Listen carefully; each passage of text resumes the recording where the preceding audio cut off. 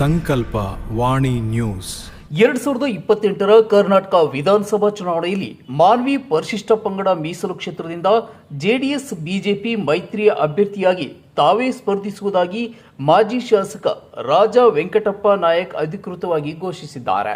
2028 ಮಾನ್ವಿ ವಿಧಾನಸಭಾ ಚುನಾವಣೆಯ ಬಿಜೆಪಿ ಮತ್ತು ಜೆಡಿಎಸ್ ಪಕ್ಷದ ಮೈತ್ರಿ ಅಭ್ಯರ್ಥಿ ನಾನೇ ಅಂತೇಳಿ ಈ ಸಂದರ್ಭದಲ್ಲಿ ಹೇಳಲಿಕ್ಕೆ ಇಷ್ಟಪಡ್ತೀನಿ.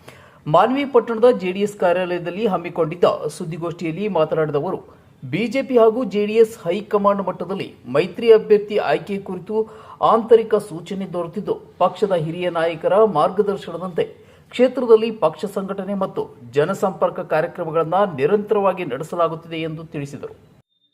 2028 ವಿಧಾನಸಭಾ ಚುನಾವಣೆಗೆ ತಯಾರಿಯನ್ನ ನಡೆಸಬೇಕಂತ ಕೆಲಸ ಇವತ್ತು ನಾವು ಮಾಡಿದ್ದೀವಿ ಎಂಬ ಮಾತುಗಳನ್ನ ಈ ಸಂದರ್ಭದಲ್ಲಿ ಹೇಳಲಿಕ್ಕೆ ಇಷ್ಟಪಡ್ತೀನಿ.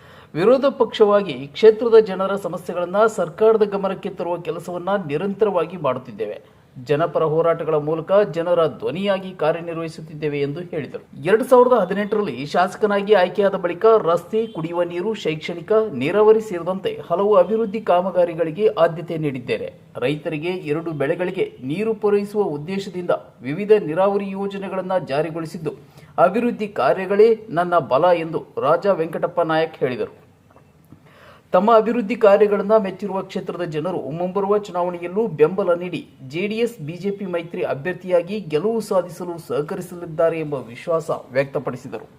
ಸುದ್ದಿಗೋಷ್ಠಿಯಲ್ಲಿ ಜೆಡಿಎಸ್ ತಾಲೂಕಾ ಘಟಕದ ಅಧ್ಯಕ್ಷ ಈರಣ್ಣ ಮರ್ಲಟ್ಟಿ, ಮಲ್ಲಿಕಾರ್ಜುನಗೌಡ ಬಲ್ಲಟ್ಟಿ, ಭಾಷಾ ಸಾಬ್, ಪಿ ರವಿಕುಮಾರ್ ಸೇರಿದಂತೆ ಪಕ್ಷದ ಮುಖಂಡರು ಹಾಗೂ ಕಾರ್ಯಕರ್ತರು ಉಪಸ್ಥಿತರಿದ್ದರು. ಸಂಕಲ್ಪವಾಣಿ ನ್ಯೂಸ್, ಮಾನ್ವಿ.